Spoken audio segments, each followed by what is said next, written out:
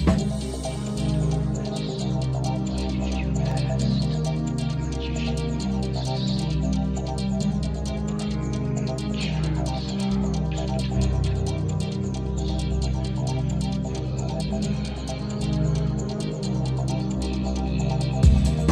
everyone. Welcome back to Ghostwood, the Twin Peaks podcast.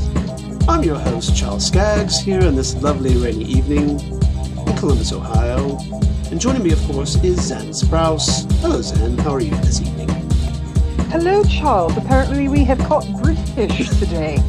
Well, we were talking David Warner, so it just kind of inspired me. Oh, yes. I can talk David Warner all night long.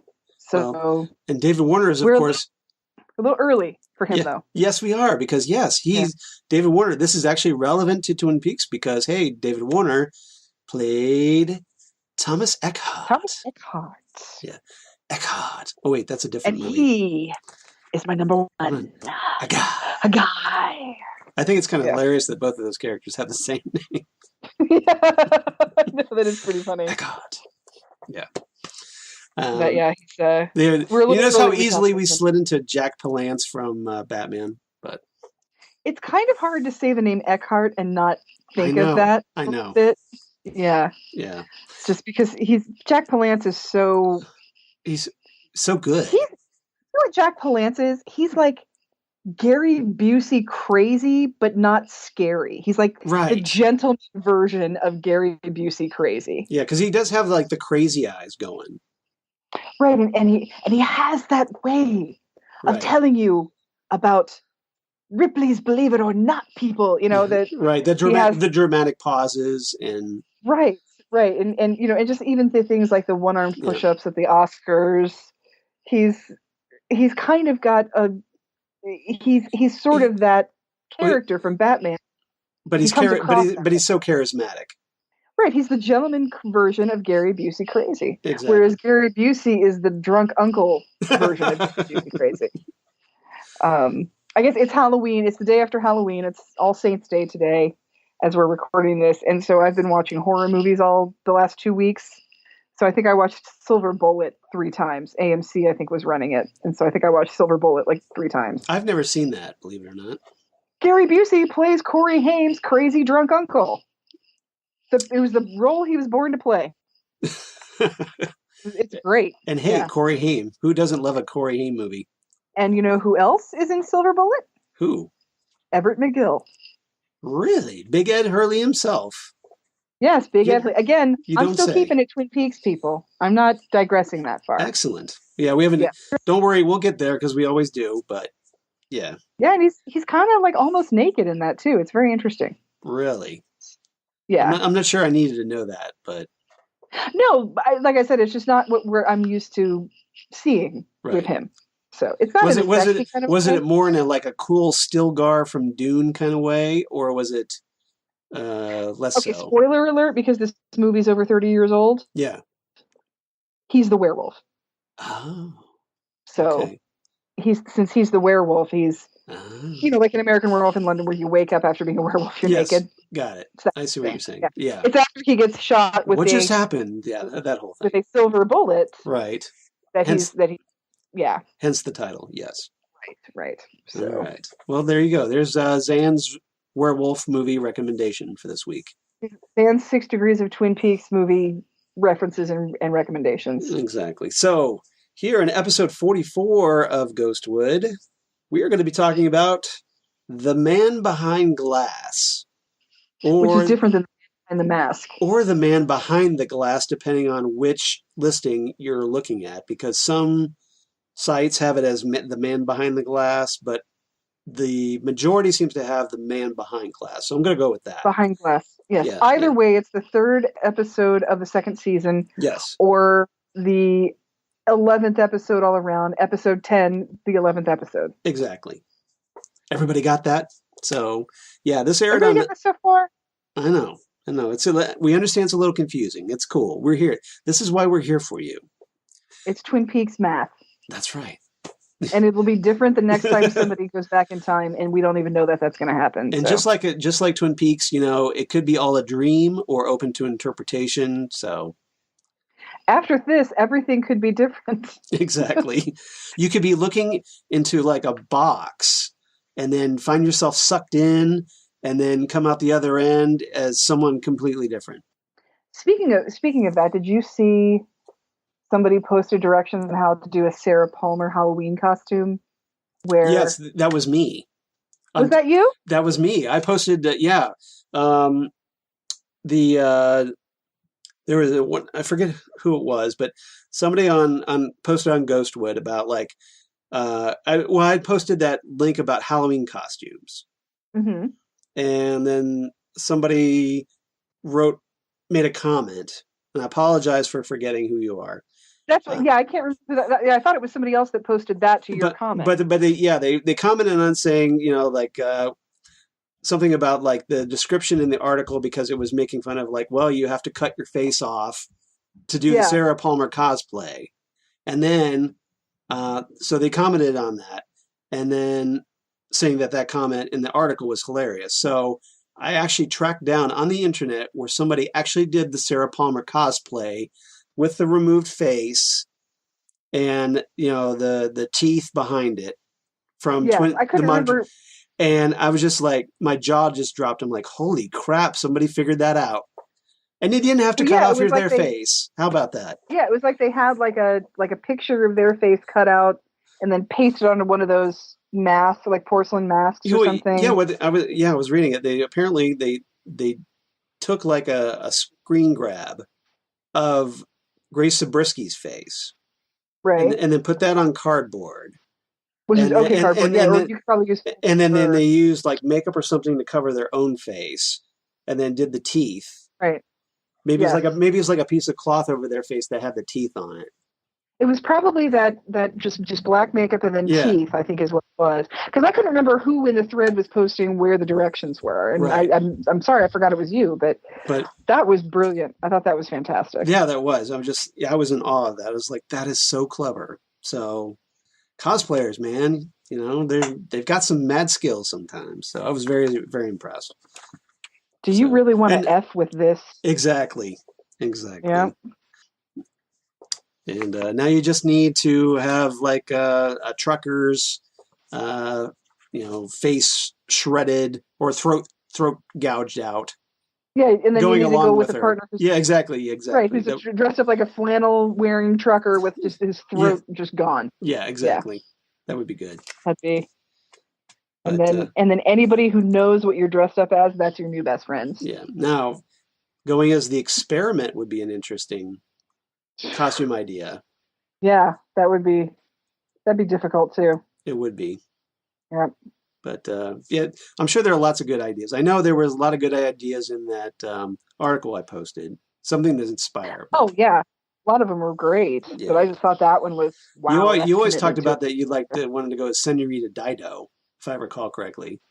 I sort of did this year for how well I didn't sort of do it. I Yeah, went as Plum Kettle from right. Dietland, Yeah. who is also played by Joy Nash. Oh, okay, same actress. Yeah, Okay, yeah. well, So that's it's the cool. same actress. Yeah, but Excellent. Senorita Dido has way more eye makeup skills than I think I've got, Now maybe you get and somebody to help you or something. much fancier clothing. You know, So like a jillion people. I'm sure one of them could help you out. well, and I have a relative that does like drag shows, Oh, so well, that might do it. I'm sure I could get some eye makeup help There you go. somewhere. That might do it. All right. Yeah. All right. So let's get back to the episode. Um, All right. so yeah, we're going to talk about The Man Behind Glass. This aired on October 13th, 1990. So just past the anniversary not too long ago, here a couple weeks ago. Written by Robert Engels, directed by Leslie Linka Glatter. And there's a number of new characters introduced in this episode. Yes. Yes. Now, Zan, I'm sure, could tell you one of them just by the I tone sure of that. could. Just by the tone of that. Yes. He's a very quiet and he's a botanist. Yeah. Now, is his name Harold, I presume? It's Harold. Yes, Harold And Smith. he's agoraphobic. He's an agoraphobic botanist. Yep. Who has a fondness for raking his own face with a garden rake. Yeah, only when Donna makes him. Only when Donna pushes him to that Donna limit. drove him to it. He wouldn't have done it on his own because he wasn't like No. mentally ill to begin with. Well, no one would have tried to force him or go to their house and steal things and then force him into a situation where Donna's mean. That's all I'm saying. I love but Donna's having. I love this whole rationalization thing you've structured here against this. That Donna's just mean. Yes, this grudge against Donna. Yeah. So yeah, of course, played by Lenny Von Dolan. Yeah, and we also get Michael. Go ahead. We saw more of Harold in, of course, Fire Walk with Me. Right. So. Yeah, because we actually got to see him chatting with the live Laura. Laura, yes. Until she went all freaky with her like teeth going black and that kind with of her yellow teeth and her brown lipstick and that gray pallor over her skin, going. And at that point, I'd be like, okay, I can't go outside, so you go outside. I'm going to stay here. If something were going to get me to leave the house, I think it would be that. He was very calm for that kind of reaction. That's because Harold is sweet and he's worried about Laura and he's trying to help her and take care of her. Yeah. He's not going to lie to her and say he's somebody he's not, and somebody else steals from her. He's not going to do that kind of stuff. Donna. Now the natural human reaction would be to go, "What the effing F, Laura?" But he just holds her while she cries. Yeah. He's a good guy. Okay. Until Donna. Donna's mean. Donna should date Chad. How's that? Okay, Donna's not that bad. Oh, you wouldn't wish that fate on Donna? No, Okay. I don't want Donna. You don't hate her that much. No, I don't. Donna's mean and kind of selfish, but she's not like Chad crooked. Okay. You know? Okay. Chad is like, in Twin Peaks. Yes. There's like, the very, very bottom, is of course Bob. Okay. Okay. So he's the bottom. And then so Donna shouldn't date Bob either. No. Okay. So then you have you have like your various Bob incarnations. Yes. You know, there's like Leland and there's Doppelganger Cooper and stuff. And so, and then you start getting to humans. All right. And then there's Richard. Okay. Okay. There's Richard Horn. Then there's like you put Richard above Bob. Yes, Richard's above Bob. Okay. So, and then above Richard are like all the other criminals that have been working with Doppelganger Cooper. Okay. And then there's Chad. So like a bunch of Renault brothers and no, the Doppelganger Cooper people like okay, I see. And yeah. What's his name? Yeah, them, and then Chad's like kind of mixed in with them because he's kind of part of them. Right. And then you have Benjamin Horn. Okay. Then you have Catherine Martell. Okay. And then you have I would put Ben Horn over Catherine, but that's me. Well, Ben Horn has more irons and more fires. This is true. I'll give you that. That's why he's lower. That's a good point. So that's a lower circle of hell to be placed on. Got it. Right. Exactly. Okay. And then I feel like, and then you have Jean Renault, and then you have Jacques, and then the rest of the brothers are just sort of like wherever because they're just pawns essentially. Yeah, right. But between Jean Renault and Jacques Renault is Blackie. Is who? I'm sorry, you're a little staticky right now. So. Oh, I'm sorry. That's all right. It's Black. Is Blackie? Okay, got it. Yes. All right. So Chad's not at the bottom. What about Emery?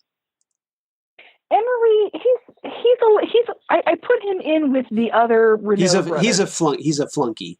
Because he's just a little toady flunky. Yeah. Okay. Just a little minion. That's fair. And I also would put. What about Josie? Josie's not even on this list because Josie is trying to run from that. Okay. I mean, I know she killed Cooper, or she tried to kill Cooper. Yeah, I was gonna say she's done some shady shit. So let's not overlook. Yeah, but she's not like she's. I feel like she was born into a world of darkness that we don't know. Okay, so you feel like she was more trapped.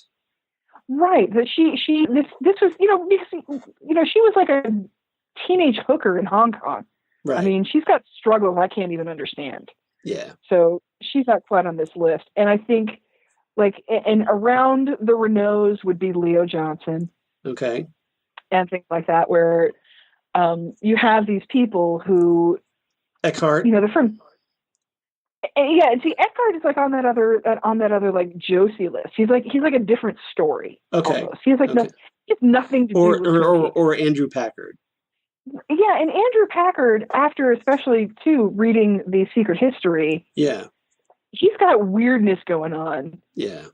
But Eckhart is part of like the Josie thing. Okay. Josie thing is like has nothing to do with Twin Peaks. It's happening to bleed into there because she just happens to be there. Okay, so it's kind of like a Venn diagram that overlaps. Yes, exactly. Okay. Yeah, Chad's like in the middle. Okay. And I think that Donna, it's like, if it were one of those gradient level things where at the bottom is like bright red and at the top is light green. Yeah. I think, or like a stoplight. Yeah, exactly. On the Sparkwood and 21 gradient is what I'm referring to. You're welcome. You're welcome for the analogy. Thank you. Yeah. Donna is just starting to be fall colors, where the green is just starting to get a little bit brown. Okay. So I would not wish a Chad on her. She's not that bad. So you'd wish like a Jacques Renault on her. I would wish like a red on her. Oh. Oh, okay. Just sort of a an ineffective bad boy. Got it. Not like a Stephen Barnett. Okay. But like a can't hold a job kind of bad boy. Okay. Interesting. That's yeah. Okay. That, just enough to give her grief. But not torment her. Just enough to bring her down a peg a little bit. Okay, got it. Okay. Because and I think that Donna is Donna's good enough that she would only put up with that for about 2 months probably. Right. So, I wouldn't like wish, a lifetime with one of those guys, but I wouldn't wish Chad on her. No, okay. That's not right. All right. Okay. That's good to know. So, all right. So continuing with our introduced cast this time, we also have the great Michael Parks, introduced as Jean Renault. Hello, this is Jean Renault, Agent Cooper. I love the way he says. I love the way he says Cooper. His Cajun accent that he's got going on there. That Cajun Canadian accent, French Canadian accent. Yeah, it's like Cajun and French Canadian mixed together. Who has the better bad Canadian accent, Walter Okowitz or Michael Parks? Ooh, that's that's a tough question, huh? That's a tough one because Walter Okowitz is almost like the bad accent. Yeah, contributes to his character being like just a dumbass. Right. Whereas, but Jean. Yeah, where Michael Parks, there's just so many layers of it that it's just fascinating to watch. It's like a train wreck. I love it. Yeah. So yeah, Michael Parks, obviously, if you've known him from other things like Quentin Tarantino and Robert Rodriguez movies, for one. That's true. Yeah. So we also get Ian Buchanan as Dick Tremaine. Dick Tremaine. Yes. Hello, Dick. Who he works at Horn's department store, but he acts like he is some sort of fashion designer for Marc Jacobs or something. Exactly. Yeah. The super small town fashion menswear consultant. But he's also a total cheapskate too, which is hilarious. Exactly, and we'll talk about that later as we watch this episode. And he's also got some rather interesting fashion choices. I'll just put that out there for right now. I hope he got his employee discount on those. That's all I have to say. Yeah, it gets 20%. Remember. Mm-hmm. So nice. Minus his discount, of course. And then we also get Galen Gerg as Nancy O'Reilly. And Blackie's sister is introduced in this one. Oh, yeah. Yeah. She won't be around long, but... Well. But she's here, so... Yeah. All right. So, and then we have like a bunch of usual guest cast, usual suspects. We get the return of Al Strobel as Philip Gerard, which is great. Yay, which is always good. Always great. And of course, this has Miguel Ferrer as Albert. So that's a home run right there, everybody. Always great. All right. So for everybody playing at home in our home game, we are at around the 1 minute 32 mark as we get ready to watch the episode, which is right after the opening credits, where it has faded to black after created by Mark Frost and David Lynch. So that's our starting point. So if everybody queues up, if you want to take a little time to get yourself ready, and if you come on back, welcome back.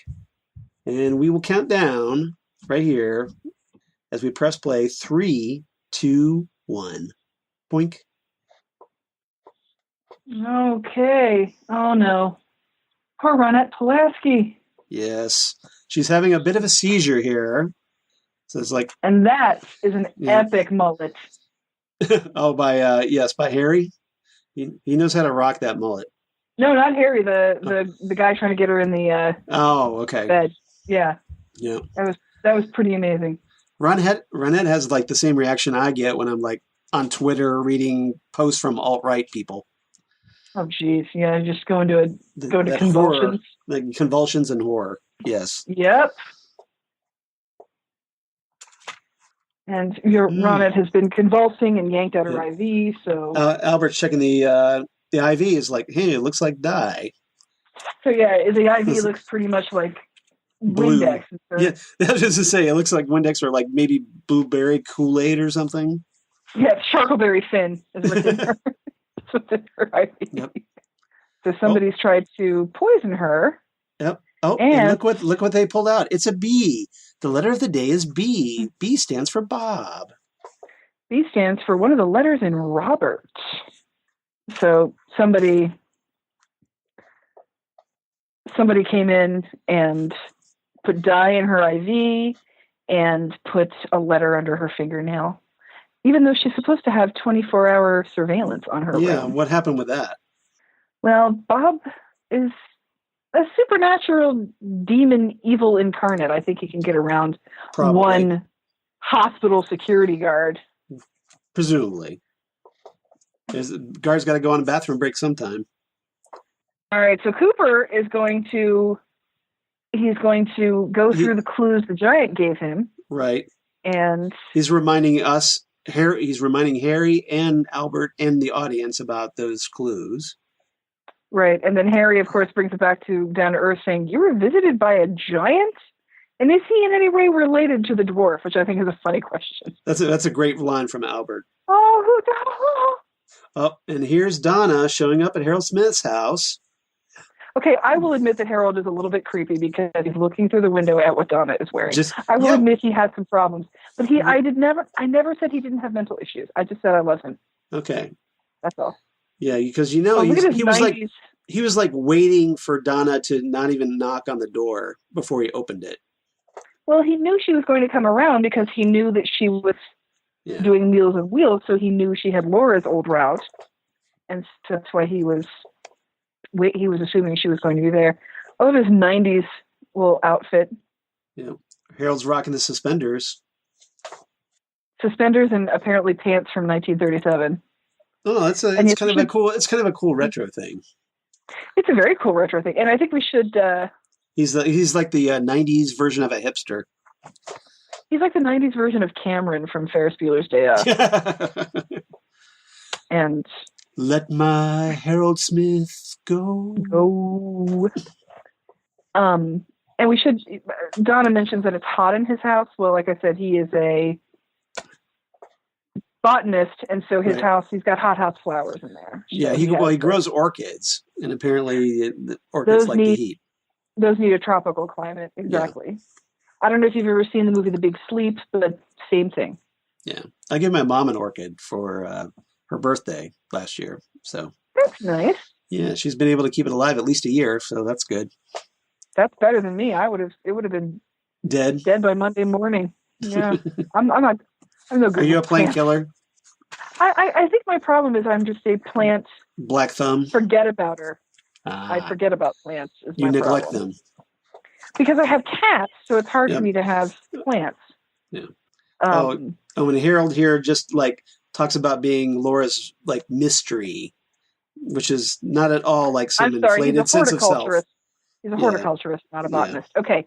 I don't know if you remember out there in podcast land, but Donna received a note from somebody that said, "Look into the Meals on Wheels."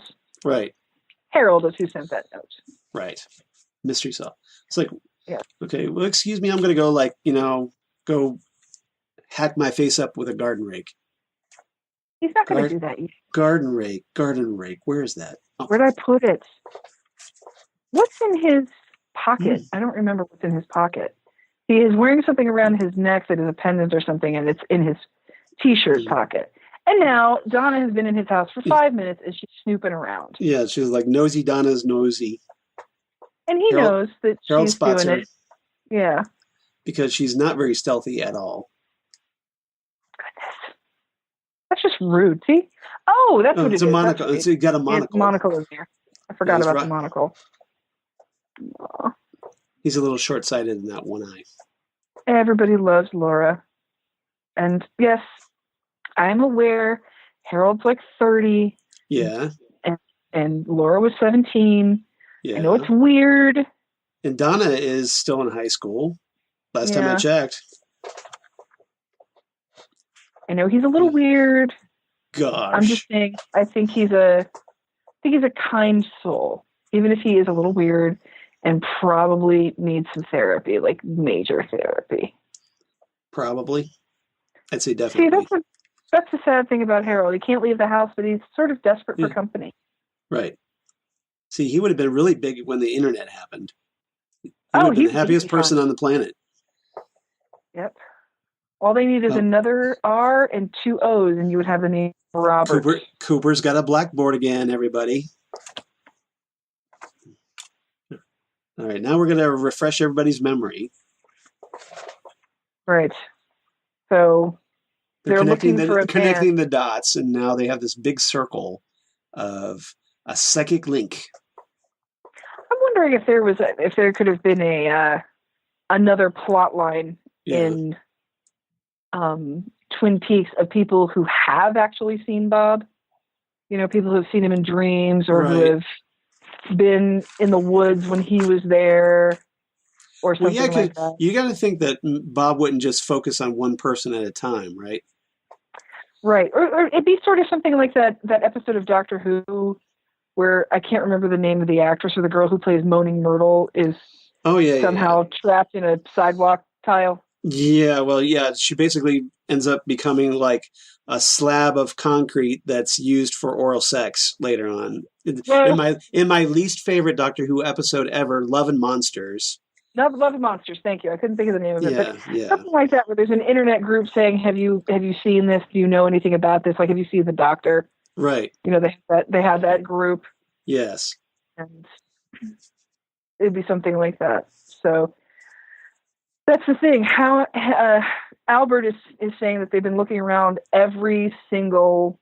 Oh, and here he is talking about that Cooper was shot with James Bond's gun, a Walther PPK. That's if you're going to be shot by a gun, that one's pretty badass. Yeah, pretty much. The trail of the man who shot you is ice cold because it was a lady. Yes. Oh, spoilers. Oh, Albert, you just can't let it go, can you? Albert, we're going to talk about Knuckles. This is my favorite Albert moment in the entire series right here. Yep. He's going to give a lovely little speech. Harry never sees this coming. I'm a naysayer and hatchet man and fight against violence. I pride myself in taking a punch, and I'll gladly take another because I choose to live my life in the company of Gandhi and King. King. The foundation. Name dropper. Russian retaliation. The foundation of such a method is love. Is love. I love you, Sheriff Truman. And see, and Harry's just like, well, I love this look. He's like, wait, what just happened? So should I punch you or whatever? Albert's path is a strange and difficult one. I'm No sad kidding. more about Albert's path. That would have been nice. Albert is the perfect spin-off series that we never got. Seriously. You can't tell me he would have been like a Twin Peaks version of House. That would have been amazing. You're welcome, Internet. I just gave you the idea for Albert's spin-off series. Lucy, you're playing Scrabble with yourself? That's cheating. In a minute. Thumbs up. Good work, Lucy. Lucy's trying to come up with words out of RB and T. Oh, that's right. But why use the Scrabble board? It helps her visualize, I guess. Oh, Dick. Hello, Dick. Oh my gosh. Who I don't know if you recall was the original voice of the Geico Gecko. Yes, that's true. Yep. Well spotted. And Lester Guy from the Lester Guy Show. from David Lynch's On the Air, his short-lived comedy series. Right. Hello, Dick. Exactly. Hawk is not impressed with Dick Tremaine. No, I would not be either. You also want to say, yeah, good, you do it, Hawk. Cigarette holder too. That wasn't even yours. And you just want to say, somebody. Yeah. Hawk has no time for designer menswear. He has no time for that. Yeah, you exist. What I don't understand is how Native people don't have enough reason to be angry. Don't even start with me, Dick. Right. Don't even start. Yeah, they're going Dutch for lunch because Dick is a cheap ass. Yeah, I wouldn't try to make Hawk angry at you. He will fold you in half. He will fold you in half just by looking at you with those eyes of steel that he has. Right. Oh dear. Oh, Leland, doing his civic duty here. Leland or Bob, and Leland has seen this man when he was 14. And I'm wondering. I think it's Leland here because he's trying to talk about Bob. Bob wouldn't talk about himself. Either that or see. Okay, I was thinking about this. Is he Leland here? Because that's your first instinct because he's ratting out Bob, but at the same time he's talking about how he saw this man looking just like that when he was 14. I think does he just sound like a crackpot now, and he's taken them off the scent a little bit? But he gave him the name Robertson, which has an R, B, and a T. And see, I can't see Bob doing that unless Bob wanted them to figure it out. See, that's because he wasn't able to complete a signature. Now this, I think, is Bob right here. Yes, this is definitely Bob right here. Right here, because he's flicking matches. And you can tell by the look on his face that that is Bob right here. Yeah, he's trying. That evil, that little scrunched up face that Ray Wise makes when he's flicking the match. That's Bob. And if we also remember, do you want Cooper to play just blew out the show? Oh, the show! Oh, here it's back. Okay. Oh, it's back. Remember, do you want to play with fire? Laura said that to James. Yes, exactly. So remember we told you to pay attention to that remark? Well, there you go. This is why. Okay, so we're going to go to lunch at the Double Dutch. R. And Yes. it's going to be the Double R. These dinners probably get changed for a 10. Yeah, nothing impresses a woman more, Dick, than taking her out Dutch. And he's talking about filing in menswear. Yeah. I mean, and he's not listening to anything she has to say or anything. She's bored out of her mind. Yeah, she's just looking for a way to tell him that she's pregnant, and it's probably his. Yeah, it's a bold-fashioned choice to wear a cravat. Oh, I hate to a diner. All about this, where he tries to talk about how sophisticated he is due to his Britishness. Yes. It's not odd at all. You Americans are the one that are odd. Yep. He wears a cravat with flannel shirt to a neighborhood diner. It's not flannel. It's just a plaid. Oh, is it a plaid? Okay. I couldn't tell. I love this. I lost your phone number. It's Twin Peaks. You can call 911. So, too busy to call Lucy. Yeah, well, so he's neglecting his cat. So there's another winner for you, Lucy. Well done. So she went out with Dick Tremaine for about 3 months. Yeah. Was she two-timing Andy? Yes, she was. See, Or they Lucy? weren't, or she didn't think they were exclusive. Yeah, I don't know. Just drank 2 bottles of champagne and ended up in a display pet in Hornthorne Furnishings. Yeah. Which I think is pretty funny. Which I think that's pretty racy for Lucy. It seems like. Yeah, it is. Yeah, it is. You know, because that's Lucy's wild side. I mean, it might be closed. The store might be closed, but that's still technically in public. Yeah. So just get a couple of bottles of champagne, and you're gold. Oh, yeah, I promised you a new dress at my 20% employee discount. He's got that face that you want to punch when he grins. Oh, too. This is a great way. I love how she tells him she's pregnant. Dun dun dun. And I just want to know. And he takes us in for a moment. Priggers. Yeah, I love that. Drag on the cigarette.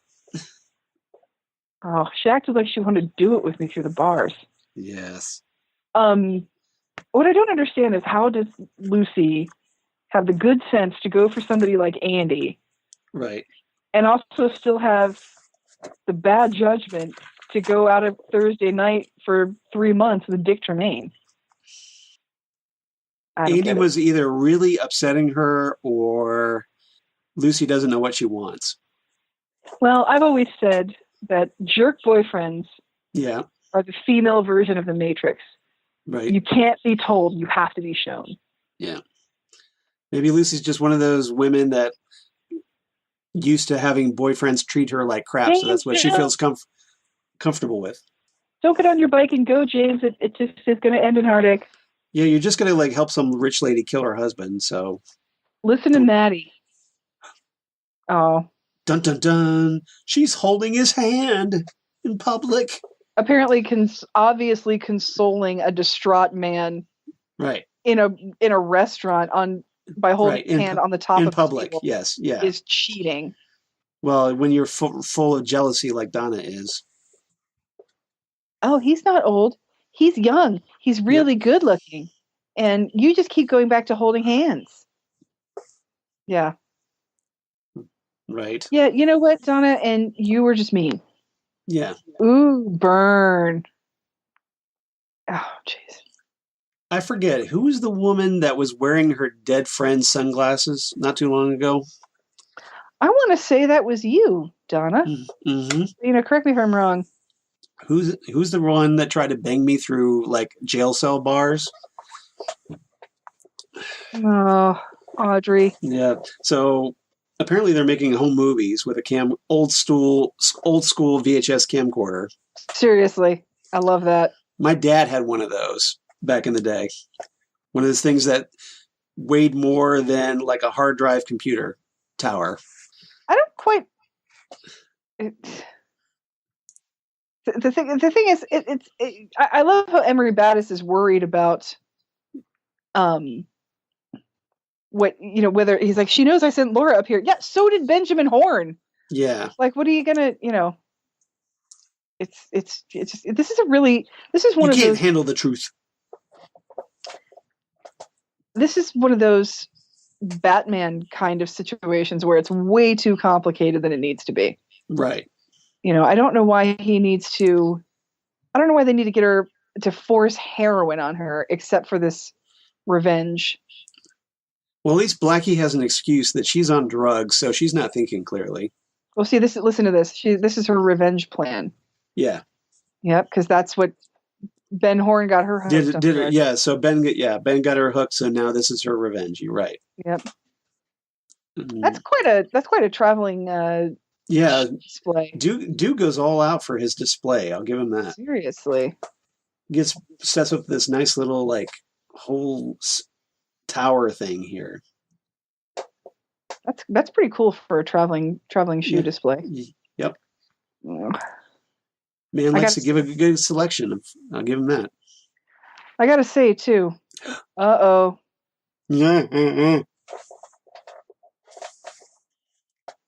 Those look like baby boots, Harry. You know, I say this most every episode of Twin Peaks, but I love the credenza in the background of this scene. I love the furniture in this show. Oh, my tempo. I shouldn't have eaten like all that whole box of like orange push-ups. No, you should always eat a whole box of orange push-ups. Those are delicious. They're the bestest. They're like sherbet, but without a spoon. Yeah. Here's the bathroom. You don't mind if like I hide some diary pages in the stall door, do you? Yeah, that you're not going to find for 26 years? Right. Exactly. Aww. It's only by sheer luck that happens. And here we have Shelley trying not to incriminate Leo. Yes. So she can commit insurance fraud. Yeah, so she's doing the whole, like, I'm not going to testify against my husband, yada, yada. Well, what I don't understand is, would you really, I don't know, I don't care how much money you give me. I wouldn't want, because as we see, and again, I apologize, I'm going too far, too fast. Yes, that's all right. But would you want... These episodes are over 27 years old, just True. saying. So, you know, the statute of limitations on spoiler alerts has long since expired. Yes. Would you still want Leo, creepy, mean, horrible, evil Leo, catatonically staring at you in your home for the rest of his life? Lori, Shelley's not thinking about that. All she's got thinking right now is dollar signs, because Bobby put it in her head that dollar signs. And Cooper is on to her. Yep. It's like, okay, that's nice. We'll see you later. Bye. Yeah. And maybe he'll realize what a wonderful person he's married to. Yep. Never. Reverse psychologying her right now. Bye. Yep. Insurance money. What exactly does insurance money smell like? Is it like regular money, or is it like a special insurance flavor? What is it? It smells like Band-Aids and VapoRub. Smells like victory. That's only in the morning. Napalm. I love the smell of napalm in the morning. Smells like victory. Oh, poor Philip Gerard. Having a little seizure there. Without chemicals, he points. Like I said, a lot of people in this town have seen Bob. And I think their stories would all be interesting. You know, if there would be a way to do... Here's Mikey. Yep. I love the voice effect on Mike here. Oh, yeah. The echoey chamber kind of sound. That bathroom echo, yeah. Otherworldly. Well, and what I love about this character... I'm on to you now. Is you can tell that just like everybody else, he's really fighting. He's really, really fighting to keep Bob out of his mind. Right. And then, Oh, Garfield, will you ever tire of lasagna? Gangsters in the hotel. Not gangsters that Ben Horn invited. It's a gangster's paradise. And I love how he's so completely not interested in where Audrey is. No. And he's saying she's gone missing before, so he's not terribly no big concerned. deal. No big deal. Ooh, Cooper, low blow. So have two other local girls recently. Ouch. Mm-hmm.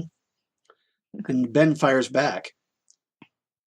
Oh, goodness. Questioning his professionalism. Yep. And acquaintance. Oh, is that what they're calling it these days? Acquaintance. And that, and again, as Cooper made so sure to remind Diane, she is 18. She can do what she wants.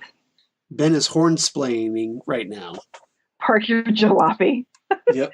That's a word we don't use anymore. Jalopy? Should. Yeah. Yeah. You know, we've all driven one. We should say it often. Oh, such a jerk.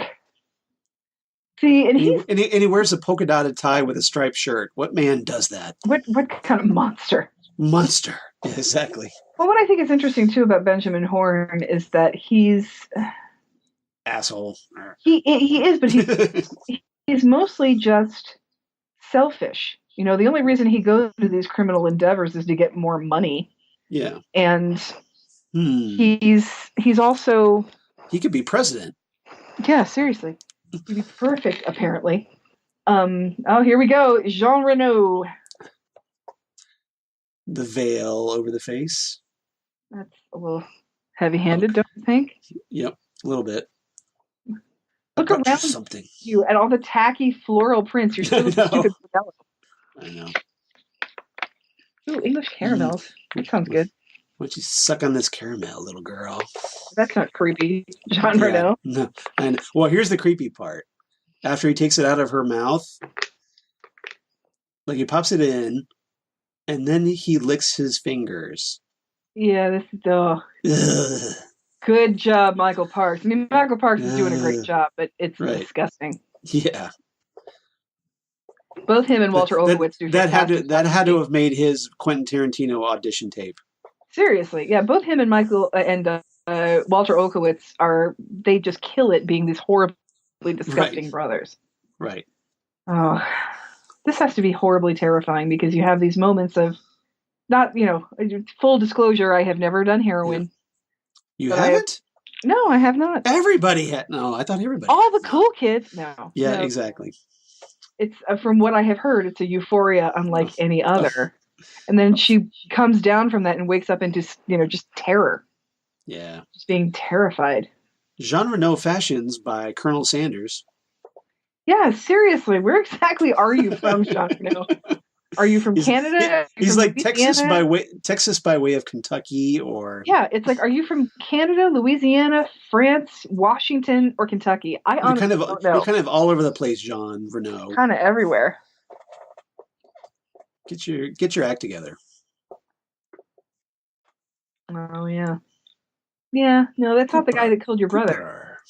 The guy that killed your brother is a supernatural being that is inhabiting a human host. Yeah. Oh, did we forget to mention that? Yeah. It's like at the beginning of the series where Donna says that we're worried that whoever killed her isn't going to get caught. It's like, yeah, that's kind of what happens. That's kind of exactly what happened. Look at that little grainy surveillance tape that they have, the security cam. It's so grainy you can barely tell it's Cooper. Well, it was 90s security cam video, so. Yep. Everybody happy. Everybody happy. Jeez. Notice how her office kind of looks like the Black Lodge. Yes, I'm sure that's deliberate. Oh, I'm sure. Donuts and coffee. Time for a break. I've got donuts and coffee. Harry, every day, once a day, give yourself a break. Break me off a piece of that Kit Kat bar. Don't think about it. Just let it happen. Oh, I'm not letting it interfere with Audrey. Oh wait, did I say that out loud? Yeah, exactly. Not at all. And like a creepy FBI agent, attracted to a high school girl kind of way. Not at all. Yeah. I actually think I read somewhere that a fan sent him that coffee mug. Yeah, you told me that story. Yeah. I never knew that until now, or until you mentioned it. It's a dusty memory, and it's an article. I don't even remember which magazine it was in, and there's no way I still have it, but that's what I heard. So Hawk just updated everybody about Pearl Lakes. They found the boarded up White House. I love how Cooper's like, there's a one-armed man here, and he got faint and passed out in the bathroom and just left, and you haven't told me until right this second. Quick, Watson, to the bathroom stalls. Occupied. You know what I want to look at here? If Cooper goes into these bathroom stalls. I'm in here. It's Chad. I'm just wondering. I'm wondering if these bathroom stalls, if they are Ned's purse. They have to be, because those diary pages are in there. I'm wondering if you see the logo. No, you don't. I looked. Okay. You looked too? Okay. I did look. Because I was thinking about that just now. I was like, oh my gosh. And I was trying to figure out, because the bathrooms have obviously been renovated all these years later, 25 years later. But they must have used the exact same doors for those diary pages. See, that's the guy. Look at his epic mullet. You're right. His epic. Oh. Yes, okay. Foreshadowing. Yep. Who knew that Doc Hayward was into bondage? It's for her own good. She's apparently So- ripped through 2 sets of restraints already. That's so fun. So, aw, Ed. Whatever that means. I'm not 100% sure what that means either. And Ed is so cute. If I'm going to sing to her, can everybody else please leave? Yeah. Well, you can't blame him. Maybe he's not accustomed to it. Well, and this is saying a little bit about their relationship, where he says Right. maybe she has a Like- favorite song, and he's like, I don't know. You know, I think I would. And I love that. Yeah, he's telling her he's sorry, but here he we doesn't go. really. Ed Hurley sings the classics. He's telling her he's sorry. He's not sure what she wants to hear. Top of spaghetti, Spaghetti, all covered with cheese. I lost my poor meatball meatball. When somebody sneezed. Yeah. And and I gotta say that he's got a good voice. He's got a lovely voice. I love his deep rumbly voice. He's got he a does. sexy voice. And then she breaks his hand. Crush. Pretty much. Superhuman strength. Hulk smash. No flash photography, please. Oh my God, she's been possessed by like one of those cymbal banging monkey toys. Rock and roll Martian. No, please don't. Everybody stay in your seats. Don't anger the monkey. Don't no flash photography. Yes.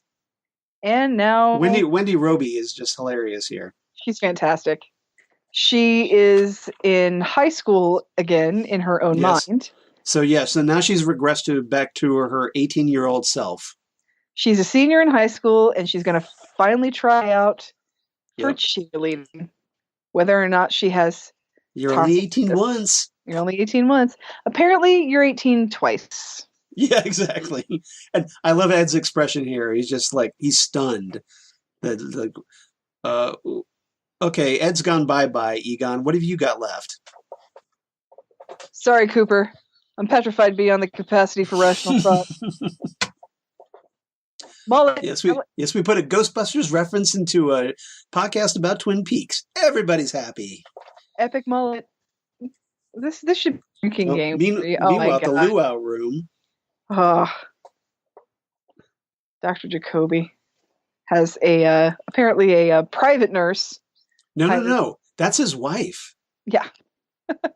Aolani Jacoby. Yep. The one and only time we see her. So the question is, what happened to her in the 25 years before he started making out with Nadine? I have a theory about this. What? I think it was her either passing away or leaving him. Probably leaving him and then taking the house in Hawaii and any other money from any properties they had. Right. That made him go crazy and have his conspiracy theory radio show or video podcast. That's a great theory that finally sent him over the edge. That's finally turned him into Dr. Amp. Yep. Because do you know where your freedom is? Those miserable F's are at it again. Yeah. I think that's probably what it is. That's okay. Golf puts me into a sleepy trance too, so I get that. Yeah, this would put me into a coma. Wait, how do you get to bring your own sheets to the hospital? Right. I wonder if he's like, hey, I'm a doctor here too. Let me do what I want. It's like he moved in.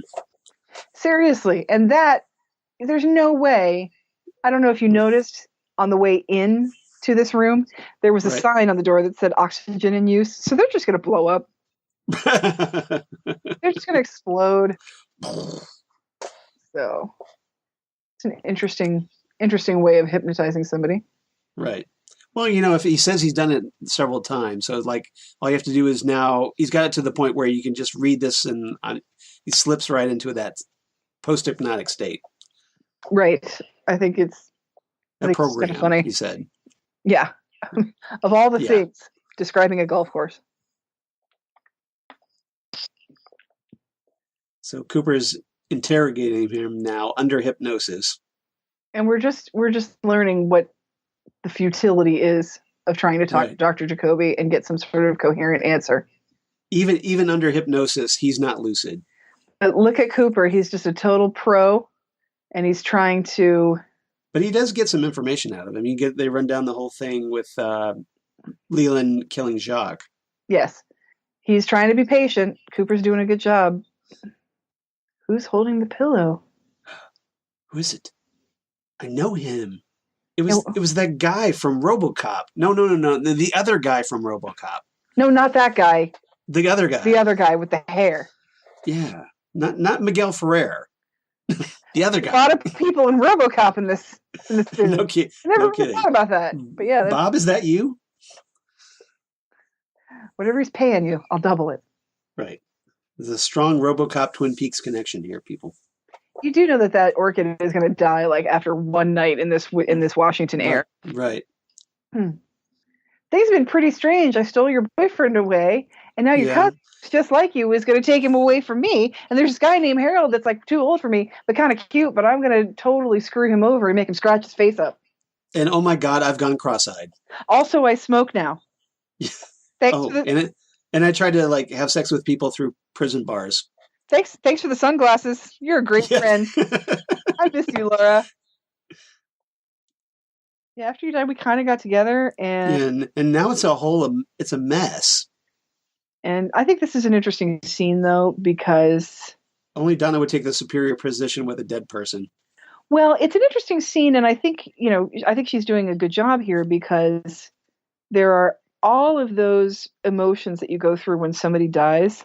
Right. And one of them is being extremely angry. And she's hit the on the 5 stages, she's hit the anger phase. Right, because and it's not of grief. Right, and she's not mad at her because of the James thing. She's mad at her because she's left her alone. She doesn't have her best friend anymore, and she's learning that her best friend was completely self-destructive, and this is very possibly an avoidable situation. And we know it's an avoidable situation because we know that somebody can live well into their 40s with Bob in them. Right. Leland's proved that. Right. Yeah. So, but she's blaming Laura for all of Laura's problems still affecting everybody in the town. Yeah, she's mad, and that's a very normal reaction to someone who dies in such a... It's like, we're still dealing with your shit. We're still trying to solve your problems. It's not me. It's not James. It's not Maddie. It's all about you. I learned it from watching you. Okay? I love that line. It's almost like they didn't bury you deep enough. That's just... that's pretty harsh. But it's so chilling. It's so chilling. She's just furious. Yeah. I can't find Donna. I've looked everywhere, so now I'm in the one house I know she's not. Right. Oh, he's back from dealing with his mom, and then that scene that was going to be worked back in. It was supposed to be a deleted scene, or that deleted scene from way back? They're going to try again in this episode, and they deleted it from this episode as well. Well, and that's the thing, because we don't need... Oh, here we are making out. Well, no, we're almost gonna, but we're gonna... Well, she did realize get kissed. Well, they kind of kissed. I wouldn't say it was anything to write home about. But here they're just hugging. Everybody's hugging. And Donna's there. Dun, dun, dun, dun, dun, dun. So I got a question. Do the Palmers ever lock their doors? Yeah, I know, right? Everybody just walks in. And you'll see more people just walk in later. So is Donna just driving? Why? Well, maybe because you kind of made out with Maddie, and maybe just saying. Oh, now we're going to red. Condition red, everybody. Condition Chad. Condition Chad. There we go. I like this scene here with Maddie. Yeah. But she's like, all I did was come to a funeral, and now everybody thinks I'm Laura. Even I do a little bit. It's like, I'm not Laura. I'm nothing like Laura, even though I look like her, and I got rid of my glasses, so now I look really like her, and wear kind of clothes she might wear. And of course, this scene right here looks all kinds of awkward, knowing what we know. This scene to me is terrifying because of that, because of what we know. Right. And we are very obviously Bob here. because Mm-hmm. he seems as though he's trying to stifle. Bob's wearing his Leland face right now. He's wearing his Leland face, and the whole time he's trying to stifle a laugh, and he's trying to say Yep. the. Yep. Well, he gives that little hint there. He goes like, "I Yep. just wish that everything could be like that time up at Pearl Lakes." I'll bet you do, Bob. I'll bet you do. I bet you do. Yeah. Oh, speaking of just walking in, here's Cooper and Harry. Grand Central freaking Station here at the Palmer House. Well, we got to talk to you about some crazy crap, because we're pretty sure you just killed somebody. You're under the arrest for the murder of Jacques Renault. One damn minute. I'm coming. I'm in a bathrobe. Stop it. I'm almost at the door. Stop knocking. I didn't know where else to go except to the person I just met and who is way sweeter than I deserve. See, this is what I like about Harold. He's genuinely caring, and he likes to listen to people, and he's an observer of the world. Well, the thing is, he's not going to go anywhere else, so he's that kind of safe space. Not even that he won't go anywhere. It's just that because he doesn't. Yeah. He's an observer and a listener, so he's willing to help. He keeps journals on everybody too. Which yes, I know is creepy. Yes. I know that's creepy, but one of 50 million reasons why he's creepy. Yeah, I'd say so. Uh-huh. Here, let me put this around you. I'll get you something to drink. Fresca? Fresca. Fresca, yeah. Always Fresca.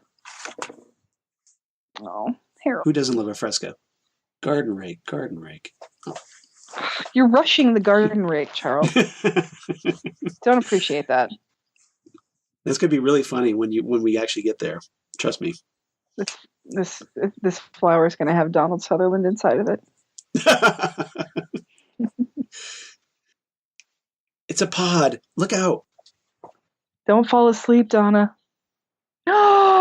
What? What in the world? What in the world, according to Garp? What in the wide world of sports can this be? Now, this is the Diary of Laura Palmer, written by Jennifer Lynch. Oh, executive producers Mark Frost and David Lynch. So, okay, I'm not saying Harold doesn't have his creepy moments. One or two. I'm not trying to excuse his creepy moments. He is very weird, and it could go south really fast. Right. But Donna just full on takes advantage of him by, she full on takes advantage of the fact that he's crazy.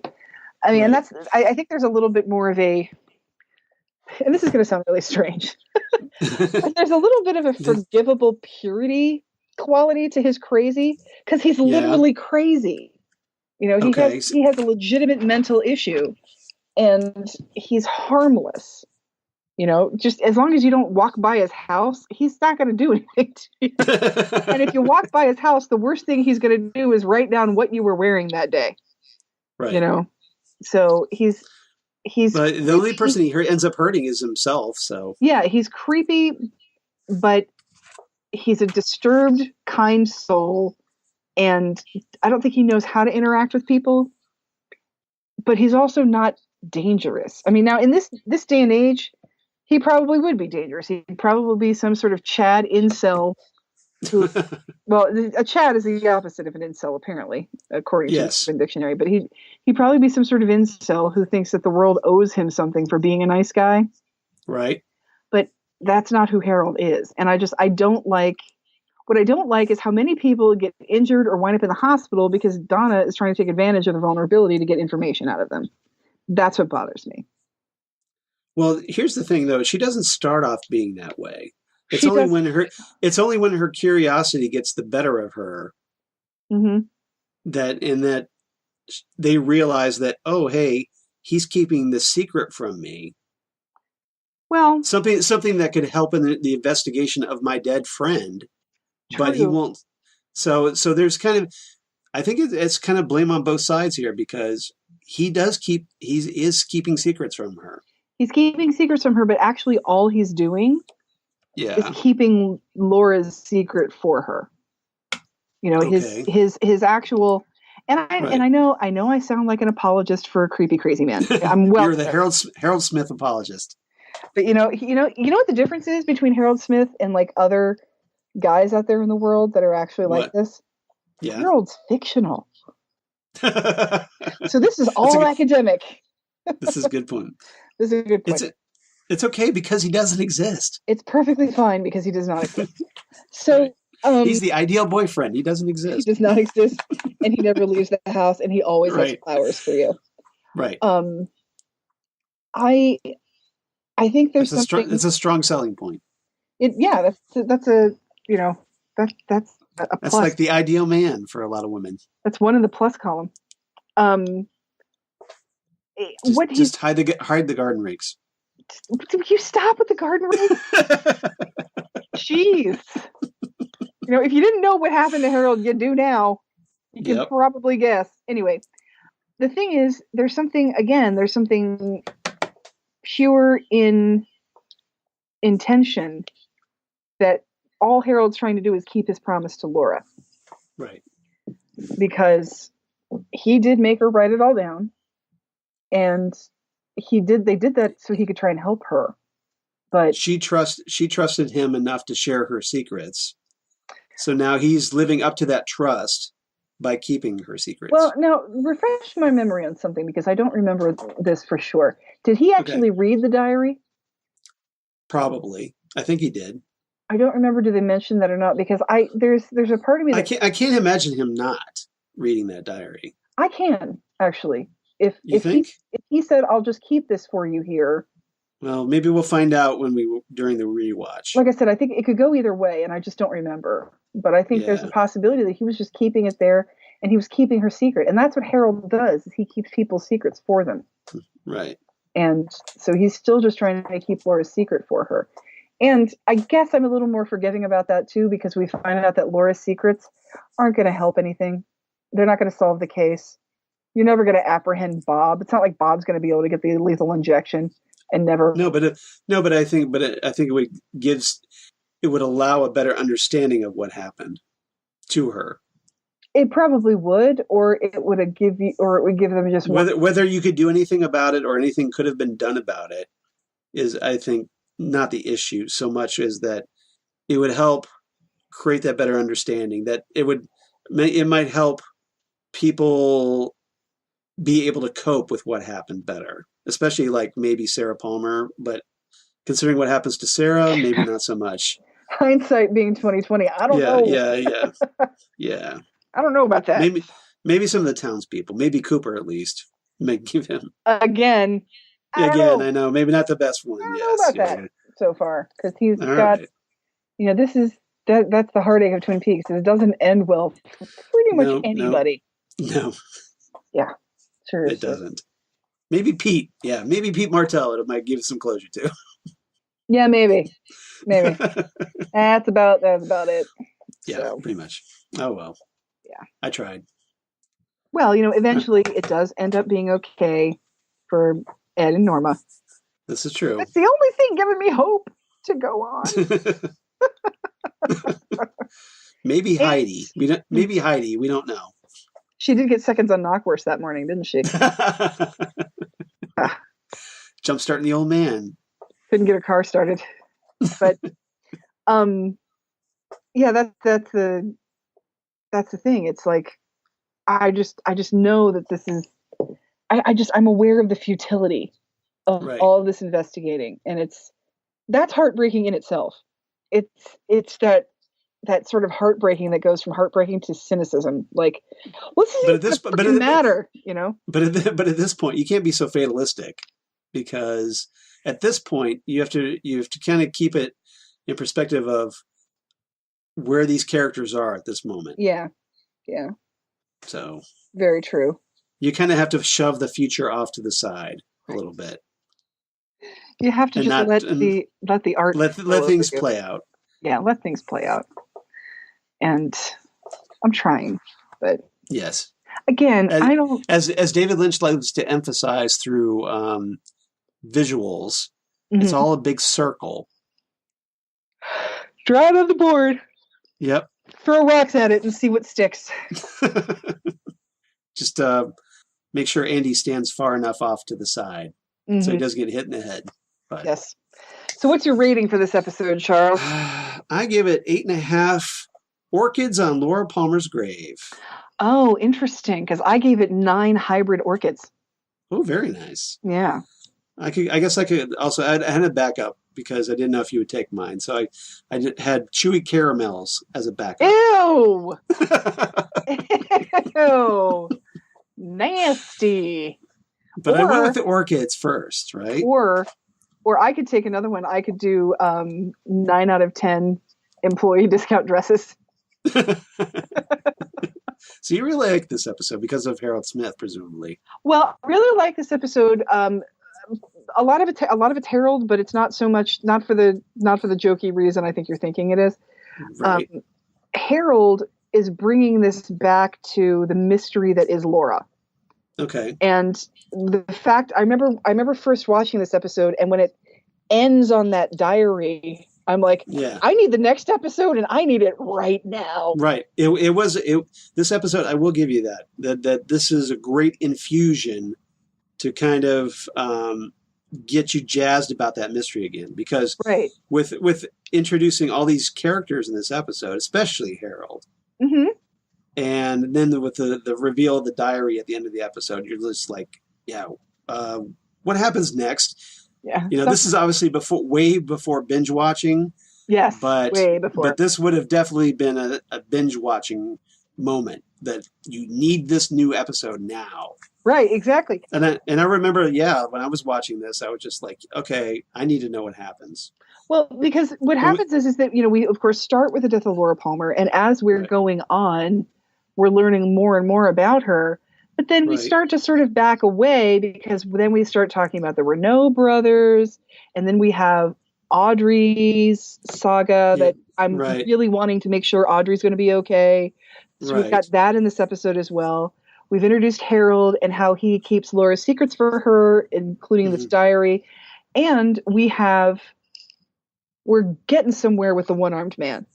There's movement. And that was a big development in this episode, is like, hey, we finally got to see him as Mike. And we started to understand, okay, maybe he's like, we see him that it's almost like he's possessed. And that kind of puts something in our head.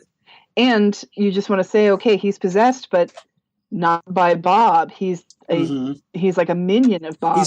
He's something else. So what that does is that broadens this Bob folklore even further than we thought it would. And apparently he's hunting Bob for some reason at this point.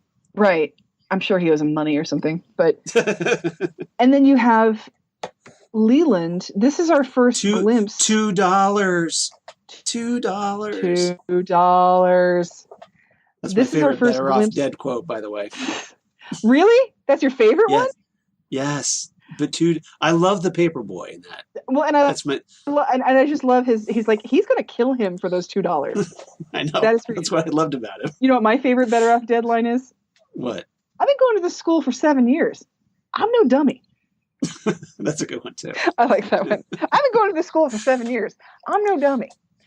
So get back to the diary for a minute. So when I was watching this in the 90s, I kind of felt good in the sense that because by this time the Jennifer Lynch book came out. Uh-huh. So when they were talking about the diary, it's like, oh, hey, I've got this here. Yeah. And I can read this and go like, oh yeah, I kind of know some things they don't know. Right. So that was at least some sense of comfort. Like, it wasn't as, you felt like, okay, it wasn't as demanding of like, I got to know what happens next. Well, I know some of what's in the diary. Yeah. And it's going to be great to see what these characters find this out. It's going to be great to see how it plays out. And also, this is our first glimpse of Leland having any sort of connection to Bob. Right. We know something weird is going on with Leland because of the whole dance with me and the white hair and the singing. Well, before it was kind of goofy, and now in this episode, there's this darkness around Leland. It was goofy. That we haven't seen before. Right. It was goofy until he killed Jacques Renault. Right. and then shit got real.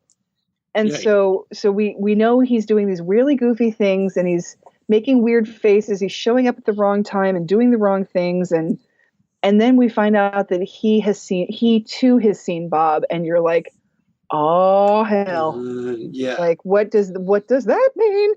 Right. And Now you haven't quite connected the dots yet. right. And I like how this, because I think, But it's like there's at this point at least that there's something going on with Leland that's important here. right, there's something going, and this is our first real glimpse of that, because we know that, and so we're watching it doing Yes.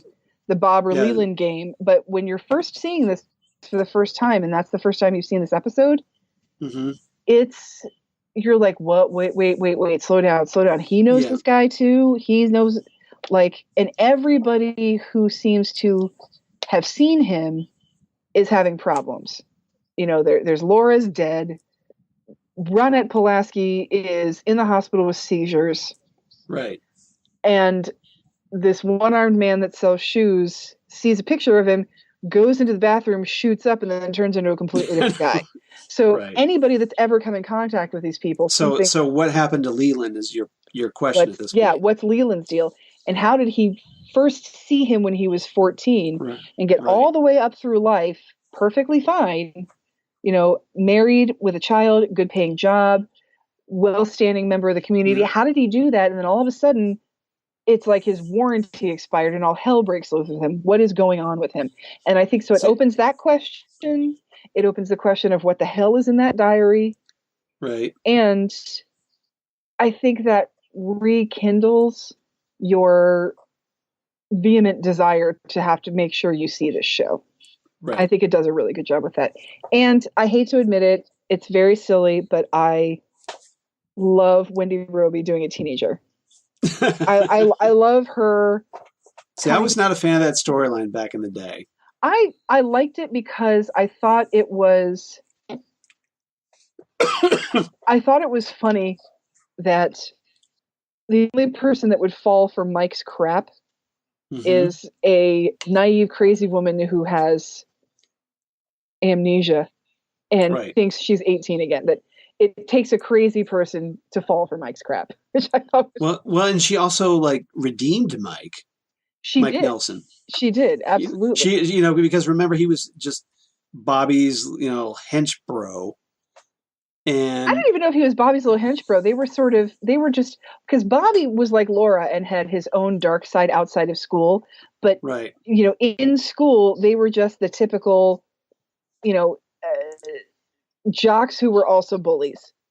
And so I think they were just pulling that, we're better than all of you kind of a thing. I think they were more of because they were football players. Yeah. I think they were more of a team than a bully toady flunky sort of a relationship. A duo. Yeah, they were more of a duo.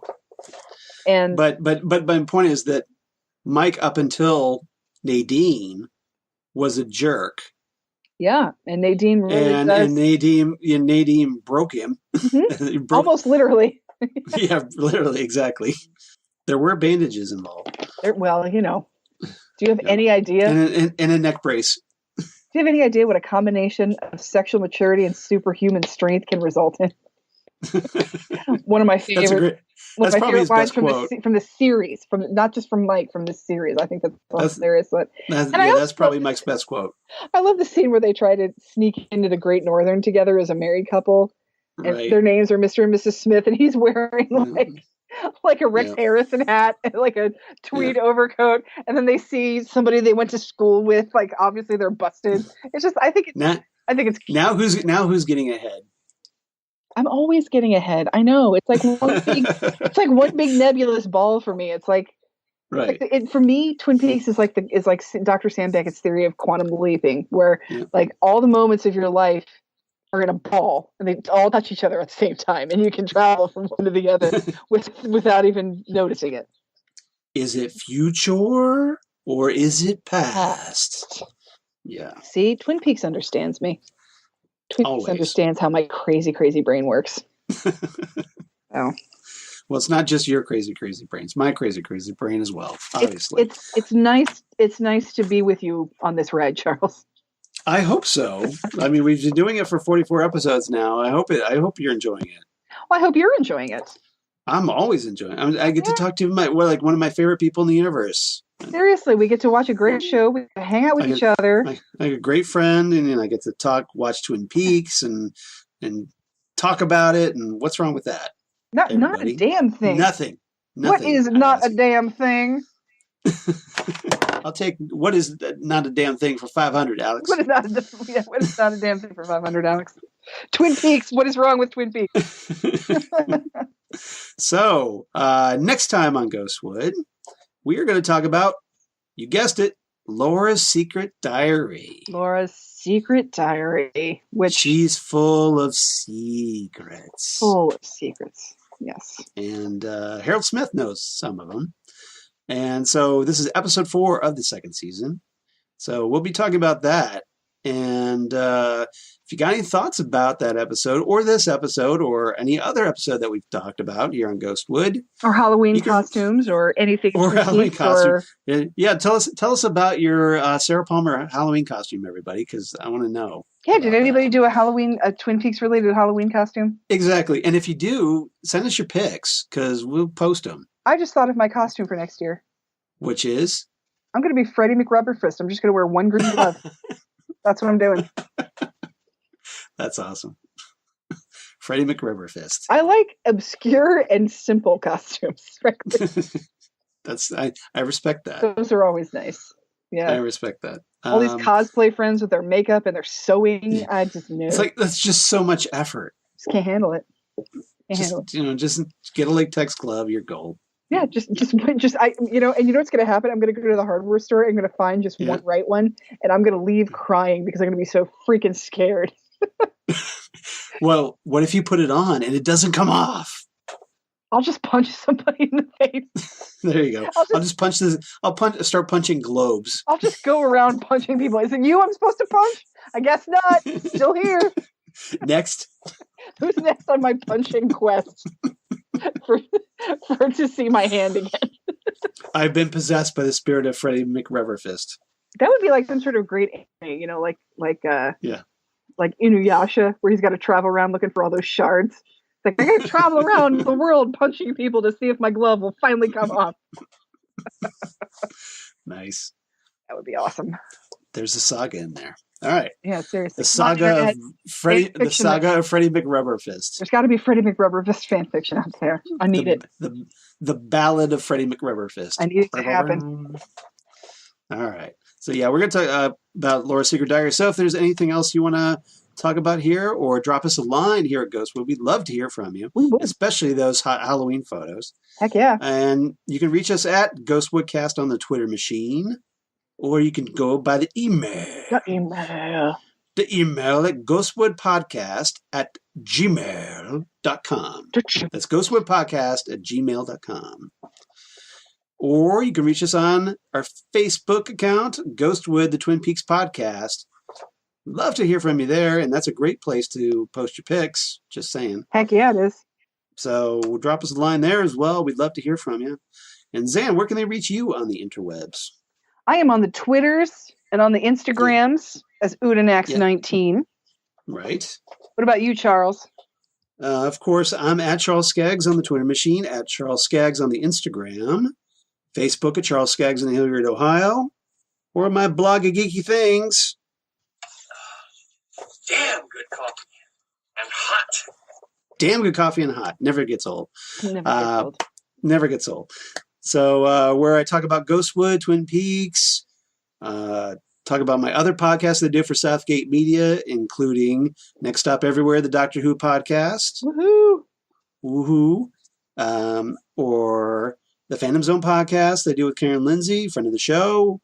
Which is really helpful because nobody can watch all those shows. Right. Yeah, we need you to help us navigate. I try my best. Karen and I both try our best. Yep. Or Titan Talk, the Titans podcast, which just had, Titans just had Sherilyn Fenn on, you guys. So. Heck yeah, they did. And every so often she's turning up in photos and stuff. So might be more. Just saying. So you check us out there. We're reviewing the DC Universe series Titans. Other than that, please go to the Southgate Media Group Patreon page and donate if you feel inclined, and that helps us keep the lights on. We definitely appreciate that as well. Yes, All right. exactly. I mean, you know, do you really need that dollar McCafe exactly that you were going to buy today? No, you need us. It's not even that good of a coffee, no, right? It's not. It's just there, and it's 24 hours, and you're already in your car. That's why you're doing it. Exactly. That dollar could be so much more well spent for geeky podcasts, and you know it. And they'll last longer. You know, you can download us and keep us forever. This is true. Yep. This is true, because we'll be eternal. Oh, which is kind of a scary really thought. Kind of scary. That's a little too much. Maybe forget about that, because you can always hit the delete button. I guess too much perspective there today. Yeah. Maybe just one too many deep topics we're talking about. So other than that, everybody come on back. Laura's Secret Diary next time right here for episode 45, Ghostwood, the Twin Peaks podcast. We'll see you next time. Bye, everybody. Bye.